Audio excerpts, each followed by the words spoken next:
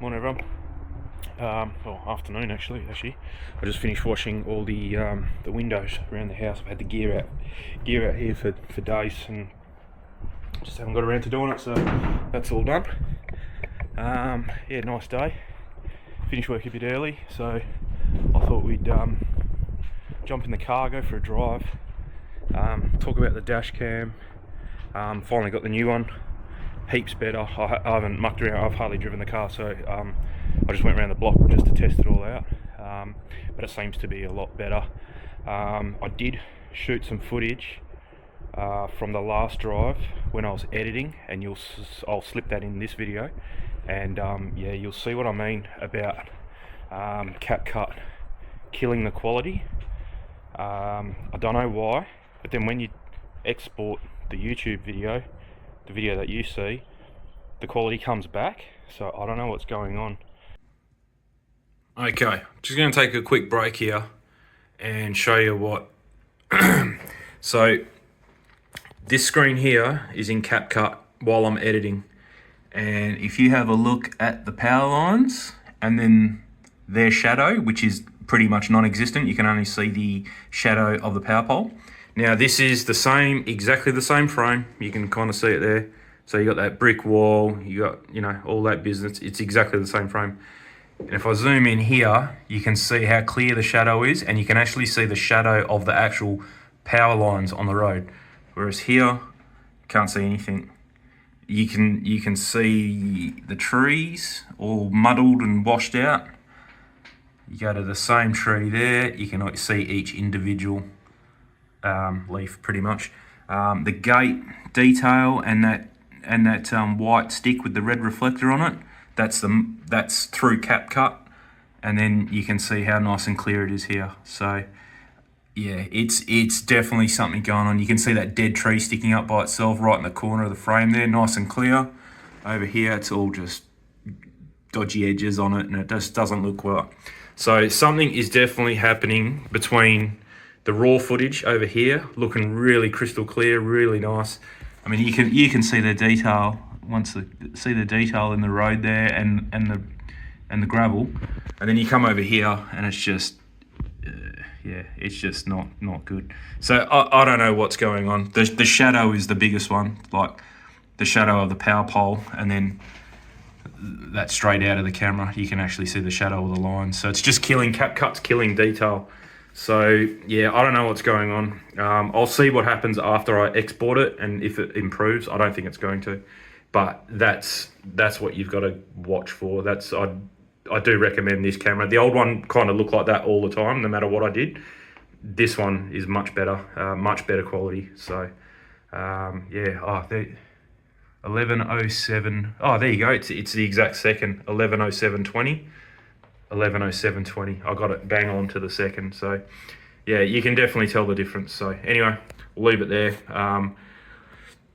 I won't comment anymore. It's definitely, this is what you're gonna watch. You're not gonna watch what you see on my YouTube video, or judge, sorry. So don't judge it off what you're seeing off my YouTube video, because it's definitely not the quality that's coming off the camera. It's this one, way clearer, much better. But anyway, we'll leave it at that, and keep watching the video. See what you reckon for the rest of it. Because it doesn't do that to the footage off this camera, it doesn't do it to the footage off my phone. It's only doing it to the dash cam footage. The only thing I can think of is maybe that the dash cam is H.264 compression, and everything else I have is H.265, and CapCut is set to H.265, I'm pretty sure. So that's the only thing, but as long as the quality comes back, it's okay. It's when you're editing you can really see it. So but anyway, we'll go in the garage. I'll show you how it fits in. I also put a new screen protector just now on the touch screen of the car, because I did a couple of weeks ago. I put a matte anti-glare, anti-fingerprint touchscreen thing protector on the car. I've cut a template and made it. It was okay. It made the screen it just made it really fuzzy, hard to read.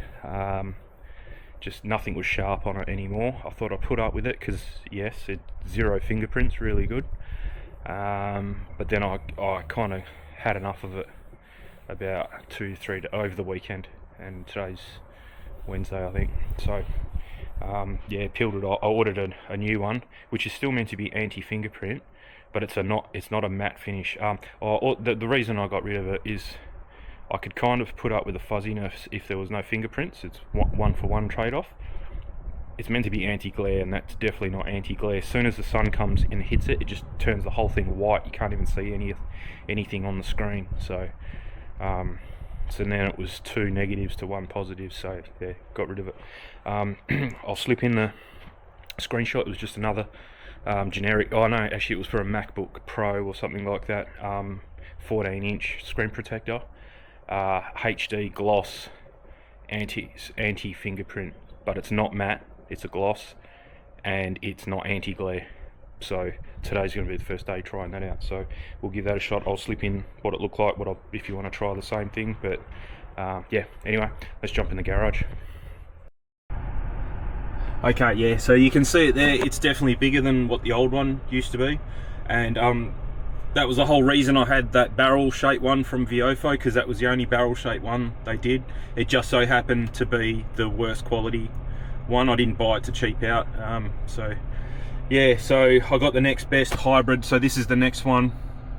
I don't know if it's the next one in quality, but it's the next one in shape that would fit properly in this car. So it's still kind of a barrel, but it's a bit of a wedge. Doesn't have the screen, so it's not as big as the old ones. So oh, not the old ones, as the better ones. So that's an A139, then there's a 229, and then a 329 that's just come out. So the A229 and up have a screen and would stick down way more. I think they're 6 inches. This is only 4. The old one was only 2, something like that, 1.8. So yeah, all good. I'm not even going to check. I'm pretty sure that is facing right. So I did set it all up, but I have taken it. So if you want to take it off, it just slides to the left, and then you can undo these connectors here if you want to start playing with it. So I got microphone here, external microphone on the left, and power on the right. They probably would not come out unless you take, that's how high I've had to get it. So as you can see, there's a gap between the I can't get it physically anymore, because then it's touching all these connectors here. So that's as high as I can get it. I can't get it over anymore because of the matrix on the windscreen here. So it's just on the edge of what you're going to see in the footage. So all good. And then I've got a microphone all tucked up the wiring, and I've got the external mic just here. Can't even see it. So perfect. So I did have it on the windscreen before. It was fine, but obviously it's not going to stay there. Sorry, on the sun visor. So yeah, it seems to be working. It's been hanging in there for the last couple of days, but I haven't had the car out in the sun, so I don't know if it's going to fall. But if it falls, I'll just get some 3M outdoor double-sided tape on there, so we should be right. And then yeah, so we're back to the nice clear HD screen protector. So already I can see that's a massive improvement in clarity. The matte one was just, so if this was the matte one, I can still read what the radio stations are here. I can still read here. If this was the matte one, that would just be all white. Obviously not here where it's in the shade, but just this bit would be all white. You wouldn't be able to read any of that. It'll, yeah, it's like it's off. So I don't see how that is anti-glare, if you know what I mean. I think anti-glare means sun hitting that and then bouncing back into your face. If they're calling that glare, then yeah, it did do that, because it absorbed all the light and you can't see anything. Whereas this, you know, at specific angles might reflect light back at you, but you can still read it.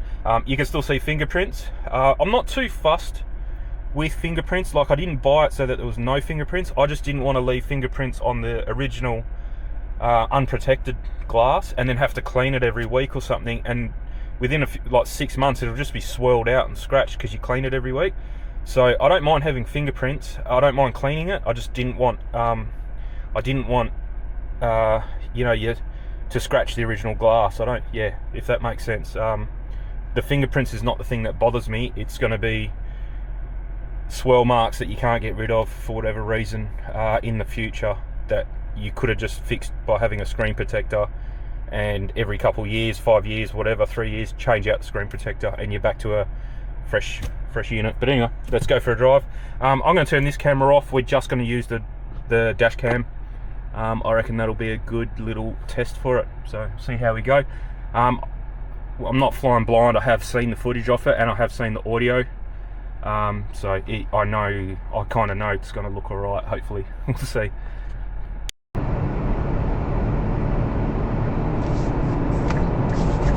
So we got the Bathurst. I don't know if it's 12 hours or I can't remember. I haven't watched it in years. I can't remember if it's 12 hours or it's 500, being that it's 500 kilometres. I think it is, because it's called the Bathurst 500. And I think it used to take 12 hours, something like that, but the cars are faster now, so now they go by distance, not by time. Or there is another race, I can't remember, whatever, but the main race in Bathurst is on this weekend. So Super Cheap Auto, which is like a parts store, only down the road from me. There's hundreds of them around. They're the main sponsor. It's a Super Cheap Bathurst 1000. Yeah, see, there's a Bathurst 1000 as well, so don't quote me, I don't know, but it's the main Bathurst race this weekend. And being Super Cheap Auto, the main sponsor, they got massive specials on at the moment. So what we got, I went yesterday. I'm trying to find a detail spray for the car. One that you spray either on the car or on the cloth, wipe it, and that's it. I'm not interested in one that you have to spray on the towel or on the car, wipe it on, then get another one and do it again and wipe it off. Not interested in that. I've got that stuff already. Like, I've got Bowden's own Boss Gloss and Super Slick, or whatever it's called. So I've got them. They're if you like a top-up kind of thing. All I wanted was after you wash it, obviously you get a few little watermarks here and there. I don't need to top it up all the time, so I just wanted a quick detail spray that was a spray on, wipe off and done, and it looks good. Bowden's do make one, but I can't find it anywhere. They're out of stock wherever I go. So yeah, I can't find it. Clean Detail, I think it's called. But anyway, I was at Super Cheap. Auto Glim is another brand, so I thought, oh well, I'll give that a shot. They had a quick detail spray that looked like it was a wipe on, or spray on, wipe off, and you're done. And that's what you can see on the car now. Hopefully the dash cam can pick up the shininess, but it did a really good job. And I'm pretty sure it's dust repelling as well, because there's like zero dust on the car for some reason. So normally it gets a bit of a layer of dust after a week. That's how long it's probably been, about 5 days. And it's like zero dust on it, so I don't know what's going on there. But yeah, it must have some kind of dust repelling, anti-static kind of thing. So yeah, so that worked out alright. What else? I ended up buying leather care from Bowden's Own for the little bit of leather that's in here. Thought I'd just keep it nice and soft, and so it doesn't crack up on you. It seems like pretty hard wearing leather anyway. On the dash here, it's like a softy kind of texture, but on the seats it's quite rough, I'd say, because it's a lot thicker, so that's good. So that should last a long time, so it should be right. But yeah, I'm hoping this dash cam, we got it by the nuts now, and it's all finished with, and I don't have to worry about it anymore. The sun visor on the passenger side comes down perfect now, so if you've got the sun visor down, which normally I do drive with the sun visors down, you can't even see. I can barely see it, and then the passenger, there's no way the passenger can see it. So yeah.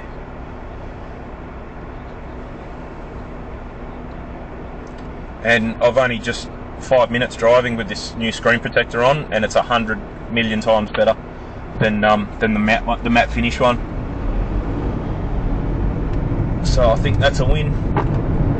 So yeah, I think I did mention it in previous video, I can't remember which one. I kind of mix things up. I should try and stick to a theme in one video, but yeah, I'll go tangents pretty quickly. But a mate of mine that I work with, apprentice welder, he's in his 4th year at the moment, 3rd or 4th, I can't remember, the last year anyway, he's in his last year apprenticeship. Pretty good welder, like top-notch welder. Where I work is all stainless steel is about the minimum. We don't touch any carbon steel, so any rusting steel we don't touch, only because our main steel that we weld is titanium for mines. and if you get titanium contaminated with carbon steel, whether it's you angle grinding or cutting and sparks go to the titanium, it's pretty much a write-off for us. We get all our welding sonic tested, pressure tested, yeah, pretty hardcore stuff. Not that I'm involved in any of that. I don't touch welders or anything. I'm not a qualified welder by any means. I do other things there, but everything gets tested. The welders have to keep a track of temperatures as well while they're welding, so that they know that they didn't get things too hot and compromise their strength. Things get, I can't even remember what it's called now. It's through an oxyacetylene torch, and then titanium dust gets put into the flame stream, and it's for hardening, make things last a bit longer on the mine. But anyway, that's what this guy does. Mainly 99 or 95% is where I work is titanium, and then we do a little bit of stainless.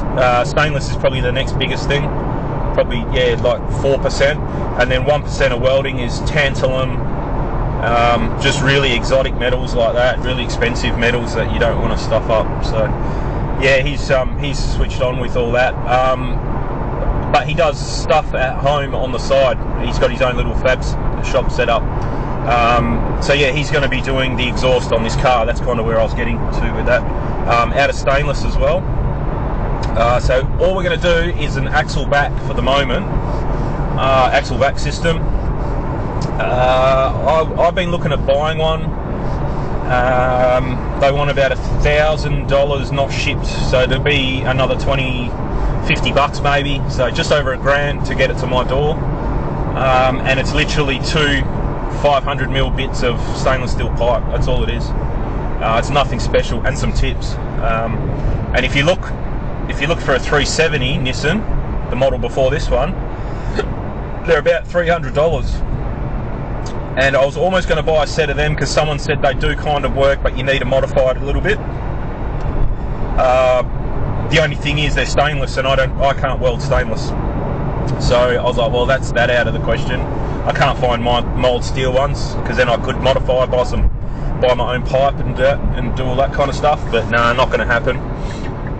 So yeah. Then I was mentioning it to him, and he goes, "Oh no, I do that kind of stuff on the weekends." He does all like turbo. This guy going to stop.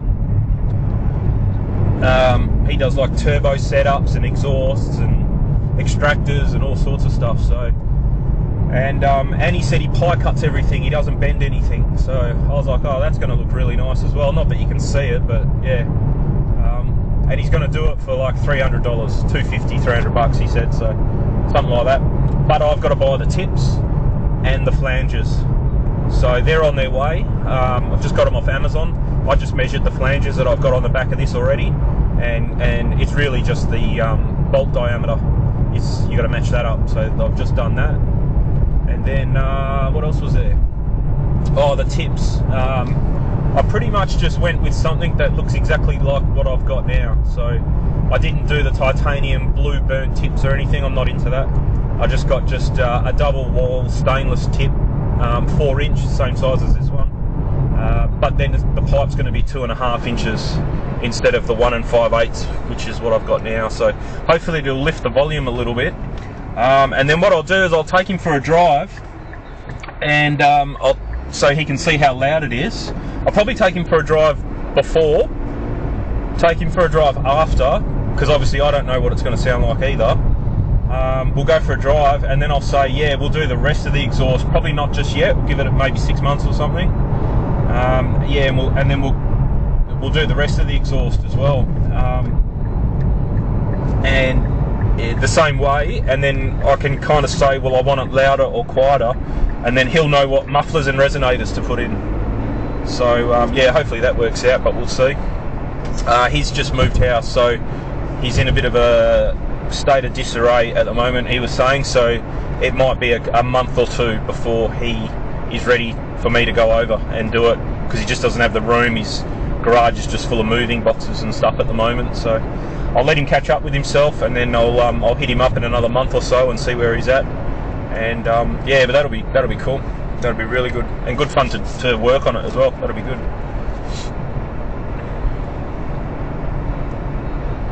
But as you can see, if I just drop it back a bit, you can hear the turbos a little bit, but definitely can't hear the engine at all as much as I would like.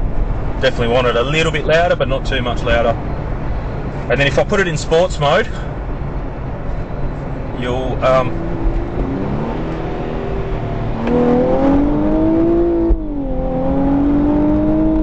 wow, okay, that's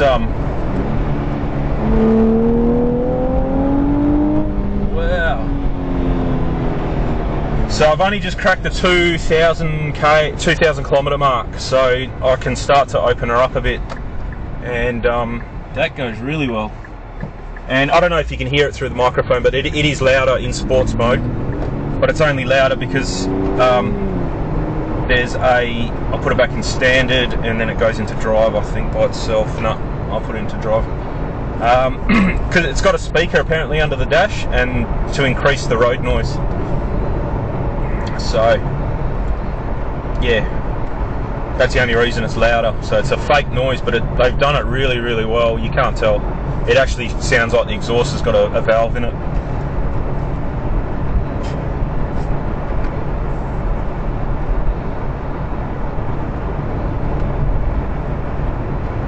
So hopefully you can hear a difference in those two acceleration little bits there, and that's the difference between standard and sport mode.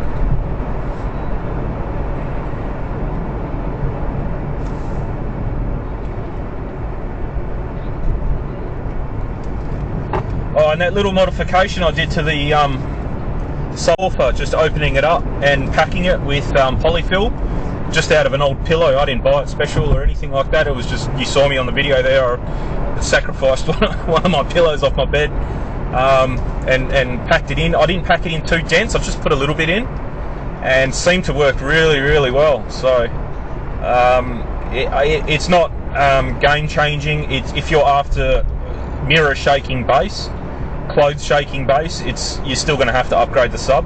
I'm not after that, definitely not anymore anyway. Like I said, 20 years ago I would have, but not now. I can't be bothered.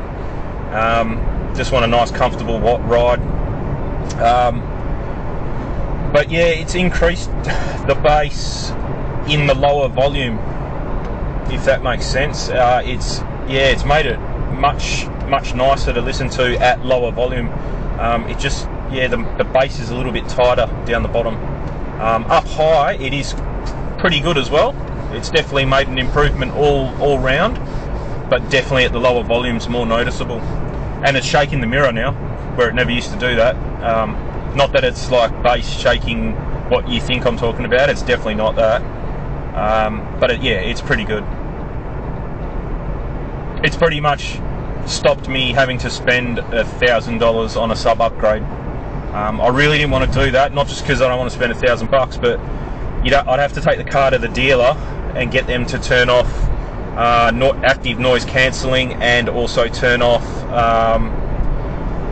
the fake engine sound. And because apparently the fake engine sound also runs through the sub, and then if you go and change a sub with an amplifier, then all of a sudden it's too loud in the back because the proportions are all off. So I didn't really want to do that, because I do like that feature. Noise cancelling, I can't notice, I don't know without it, so I've got nothing to compare it to. I can't turn it on and off. So yeah, if you're going to take it to the dealer for them to turn it on and off, I'd say they're just going to charge you the minimum, but it's going to be over $100 just for that.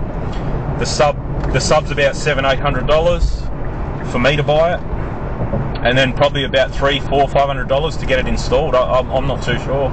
So it'll definitely be well over $1,000, and I really don't think it's necessary. But doing this little modification with a polyfill, it's just, I don't need to do that anymore. This is perfect, and I can still have noise cancelling and the engine noise. So pretty happy with that. That's quite good.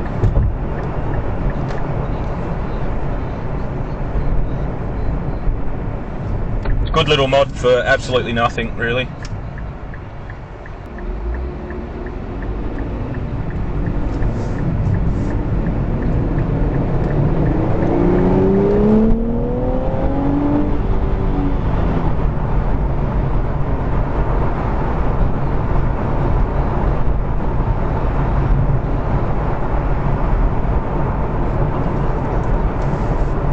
can't remember on this. I don't think I've turned it on yet.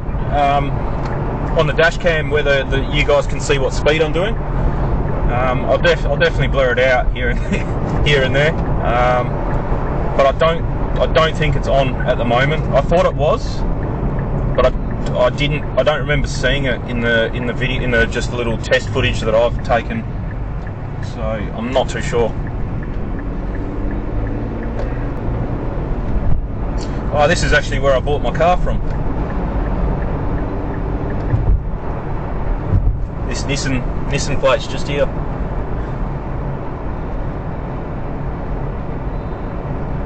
Should go back and nah, it's all good. Have they got any in there? There's a white one in there still. That was there when I picked this up a month ago. Yeah, so they still haven't sold that. It's a bit funny because they were in high demand. Everyone was talking about like they ordered one, can't get one, and then every time I've been to this Nissan dealer, there's been at least 2 or 3 sitting there for months. So I don't know what the go is there.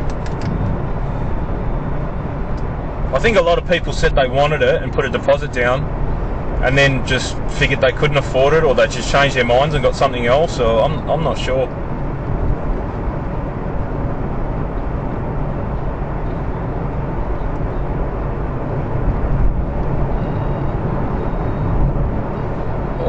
It could have been they thought that they could buy them and then flip them and make a profit, and then realised that wasn't going to happen. I'm not sure. Not sure at all. Because they definitely haven't gone up in value. Not yet, anyway. I think you'd have to hold on to them for a while. I did hear on one of the forums that possibly next year, 2025, is going to be the last year of these cars for some reason, because they've done every other model for about 10 years or so. And then they reckon this model's only going to be since 2021, I think was the first year, and finish in 2025. Apparently Japan's bringing out massive sound restrictions on cars, and they said that they just can't get this car to meet that, so that's why they're going to stop production.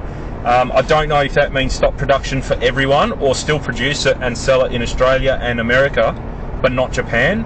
I don't think Japan would do. I don't know if they do that currently, like make cars that they can't sell in Japan and only make them that they can sell somewhere else. I don't know if they do that, so they might just pack it all in and not do it anymore, or scrap it and then make a hybrid electric or just a full electric. I don't know. But I mean, if they do that, value of these will go up a fair bit, especially this colour, because it was only out for 2 years, this colour, so that's pretty cool.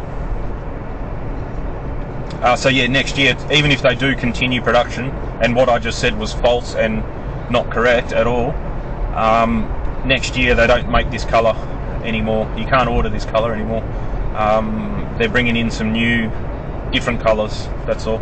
Some of them stay, but some of them go.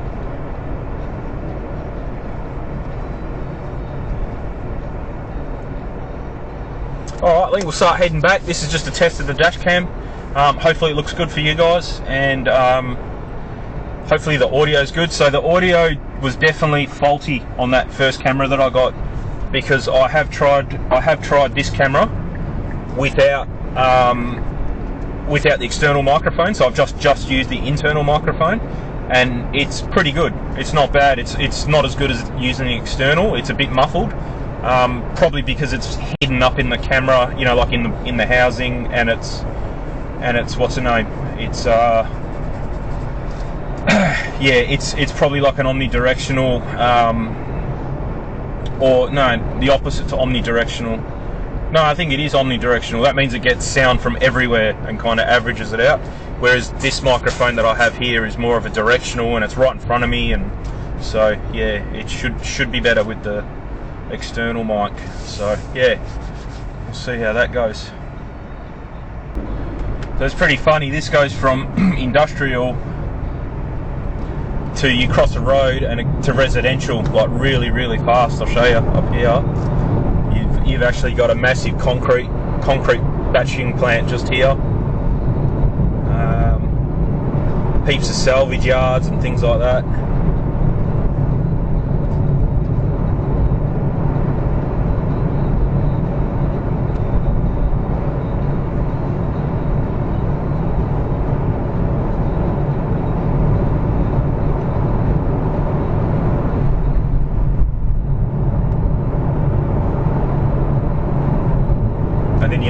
cross this road up here where the roundabout is, and it's just suburbia.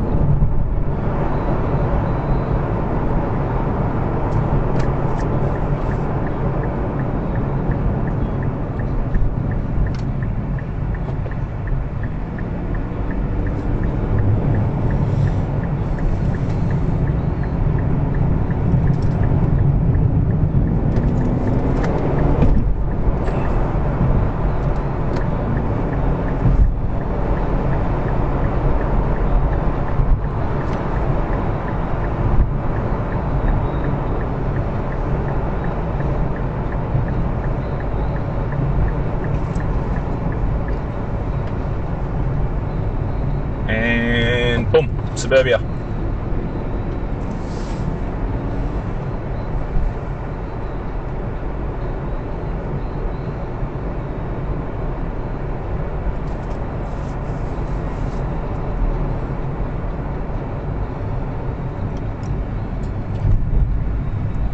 So I've been watching on YouTube, actually. I watch a few channels, and that big hurricane coming towards Florida at the moment doesn't sound too good. It's Wednesday afternoon in Perth at the moment, and I think it's hitting Thursday night about 9 o'clock our time. So yeah, they've got another 20-30 something hours to prepare for it, I suppose. Yeah, so hopefully everyone can batten down the hatches. And sounds pretty bad. Sounds a lot worse than the one that they had last week. And I think there was a fair bit of damage from that one last week as well. So yeah, I saw Cletus flying around his helicopter saving people. That was pretty cool. And I just watched a video of him today. He's just refueled it, big check over, put it in his garage at home, which is pretty cool. You can park your helicopter in your garage at home. And he's just getting ready so that they'll just ride out the storm, and then as soon as it passes, by the sounds of it, he's going to head out there again and start dragging people to safety again. So yeah, it doesn't sound too good. They're talking 5 and 6 and 10 foot storm surges. So yeah, pretty crazy. I'm glad we don't have any of that weather down here. That would yeah, I mean, the worst we get is maybe 100 kilometers an hour, which is like 60 mile an hour winds. That's a pretty bad storm to here. And you know, they last like 4 hours, and that's about it. So yeah, we get nothing. We don't get any extreme weather at all. The coldest it gets here is maybe 0 degrees, but I can't remember the last time it's been 0. It's normally about 3 degrees, 5 degrees would be the minimum in the morning, first thing in the morning. We get pretty hot though. That's the thing. Last summer was the hottest summer on record, and we had 2-3 weeks at 40 degrees plus. And when it wasn't 40 degrees plus either side of those weeks, it was 38 and 39. So yeah, we had a good few months of 30, at least 35 plus. That's Celsius. I think we tipped 46, 47 a few times. So yeah, pretty warm. And yeah, I used to work outside every day of the year, regardless of the weather, and I couldn't do that anymore. I'd be in hospital after 3 weeks of that stuff.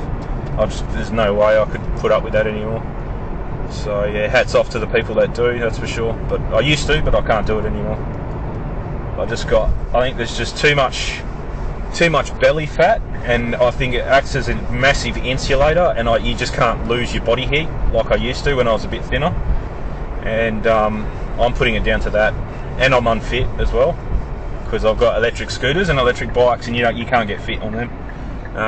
So yeah, between that, the unfit, zero cardio, and belly fat, I reckon that just makes such a big difference.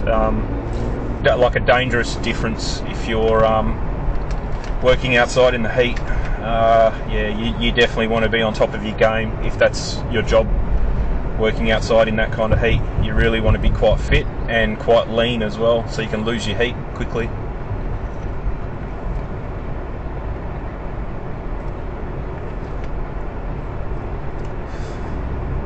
Alright, well I'll get on to editing. I've got nothing else to do for the rest of the Arvo. I think my missus is going out for the Arvo, so yeah, the house will be empty, so I can get onto the get onto the editing with no disruptions.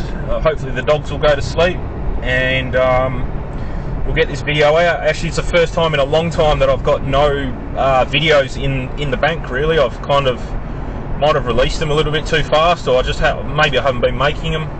Just nothing really interesting has popped up. So yeah, I've kind of run out of content, so it's pretty much one for one at the moment. Like, I'll edit this video, put it up, and then I won't have another video to put up until I do something else. So yeah, might be a bit boring in the next few weeks, or I don't know what's going to pop up. Nothing planned. Yeah, not sure.